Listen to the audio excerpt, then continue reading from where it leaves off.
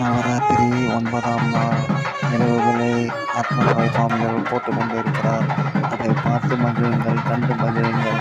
Please subscribe and like and share, give me support. நன்றி, வணக்கம். இது 9வது நாள் பதிவுகள். நவராத்திரி